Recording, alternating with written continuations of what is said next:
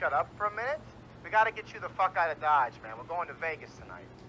What are you talking about, Vegas? Vegas, baby, Vegas.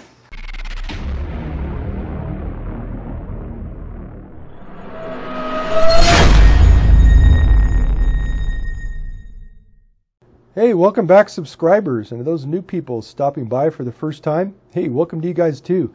And you might be wondering, where the heck have I been? Well, I've been away on a business trip to New York dealing with the Rona situation up there, and I got back about 2 weeks ago, and this kid is excited to go to Las Vegas for New Year's. Yeah, it was just last night I thought, you know, I don't have any plans for New Year's. Let's go ahead and look into some things. And I thought, you know, I haven't been to Las Vegas. Let's go ahead and do this. I had some money that I had won tucked away in a bank account that was ready to be burned. And I looked online for the hotel. And I normally use Agata.com. Agata.com. It's a really well put together site. More importantly, it's really great with the deals on hotels, not only within the United States, but when I use it for my trips to Thailand and Vietnam. I have a record there, and I just used it. So I'm looking at the price, and they wanted $550 for 3 nights. I'm like, what? And I wanted to stay at the Golden Nugget because they have a really good bubble craps machine there. So I just happened to glance to my left because I have my trading monitor there, and the other screen flickered, and I look over the screen and it dropped down to $325. And I thought, oh my gosh, the gambling gods want me to go spend my money, so here I come. And I booked the flight. Anyway, I figured I'd sit down and do some training or some practice, just kind of get back into the swing of things because I haven't done it in forever. And I'm up $155, and I figured I'd just sit down and give you guys a quick little recap on how I do my little strategy that is very basic, and I developed this for anybody who is new to craps, wants to play the game, doesn't want to have any distractions. This is a distraction. This is a distraction. This is a distraction. In my opinion, it doesn't work out. It just doesn't. You see people hedging and you see people doing all this and that. This to me is a distraction.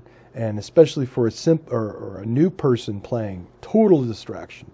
So that's why I came up with this simple strategy. And it goes something like this. All right. Let me go ahead and clear that out. Now what I want to do here, in case you're new, or you need to have your memory refreshed, which is perfectly okay, is let me go ahead and stop this and bring it back to a 7. Okay, we brought it back with the 7. Life is good. So you can actually sit down, of course, when you're playing this anytime you want. But you have it set up. Now, what you want to do is on the come out roll, you want to make sure that point is established. Really isn't necessary, but it's good to get in that habit. And you noticed how, I don't know, maybe you did, maybe you didn't, but there were 7s that were rolled, all in a series. Now, the only way you're really going to get busted up playing it this way is if you get a back-to-back loss on your 7. So I'll explain a little bit on how that process works. So what I'm going to do here is I'm going to start off with my 1s, and I'm just going to put 3 chips up there. You know what? It's no big deal, and I'll tell you why I like starting at this level. Is number 1, I like starting off with a small bankroll and building it up. If you go ahead and take a look at my older videos way back, I started off at the white level, and in a hypothetical 3-day trip, I cleared $1,000. So I was pretty happy about that. So anyway, I'm going to start off with just 3 units, and I'll explain why I put it at 3. I'm just going to go ahead and spin it up, or spin it. I get my craps and my roulette mixed up. Roll it up here. Give me a winner, winner. And there it goes. Now, also, you notice that I'm off on the come-out roll, and I'll explain that in a second. And let's do another one before it says 7 out, which is right about now. Whoops. Either way, I'll take it. And we have the White Rhino Stampede coming my way, which is always nice to see. It's a lot nicer when you're at, there was a 7. It's a lot nicer when you're at the higher tier because then you have your Red Bulls. So my white Rhinos, my Red Bulls, and the green machines. That's kind of how I kind of remember them. So anyway, so I lost on that one. I'm the 7. All right. what you want to do is, we had 3 units that were up here each one, right? Well, 3 times 4 is 12, all right? So it's really simple. You just take 15, because that's the next highest or the next closest denomination you could play with. That's easy. And I'm saying easy. See, groups of 7s again are always going to get you on that back-to-back. Wait till your point is established. It didn't happen on that one. So let me go ahead and pause it. Okay, I'm back there on the 7. So we're talking about these units. Of course, we had 3 units up. There are 4 spaces. I want to make sure I get my recovery plus a small little profit on this next roll. So in order to recover that, I need to make it 15 each one.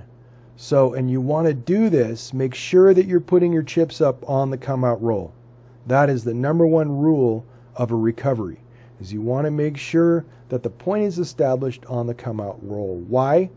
It's because if you happen to wait one more extra roll, thinking, oh, I could put it up right now, you're increasing the expectations and the odds that that 7 is going to come up. So by doing it this way, I'm narrowing it all the way down to just 1 spin. That's the best you can do, 1 spin.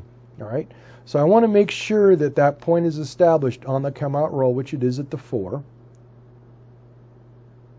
I'm going to grab my 5s and make it 15 across or inside. Now this is just for bubble craps. You can cap it off if you finally get the hang of it. You don't have to, because it's just a simple recovery of what we'd lost. And I'm going to hit it for 1. All right. Now I made my recovery. Now I'm going to go ahead and I'm going to regress back down to my 1s.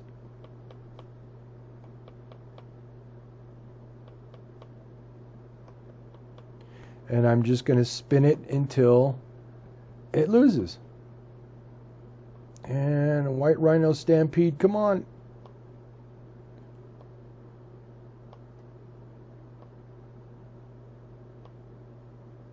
Okay, there it is. I'm going to go ahead and make sure once again that point is established on the come out roll. It wasn't. So what I'm going to do here is pause it and patiently wait. That's the hardest part, is patiently waiting when you're at a casino. Okay, a few rolls later, I landed on the 7. Again, whoops. I want to go ahead and make sure it happens on the come out roll. There it is, it's established. I'm going to lay out my 15.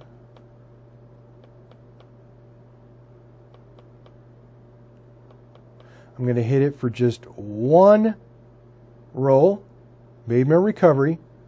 Clear it out. Now I'm going to regress back down to my 3s.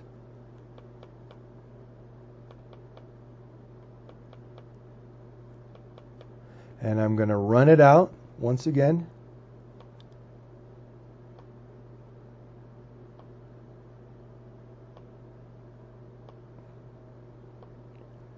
And I'm thinking that 7's coming up.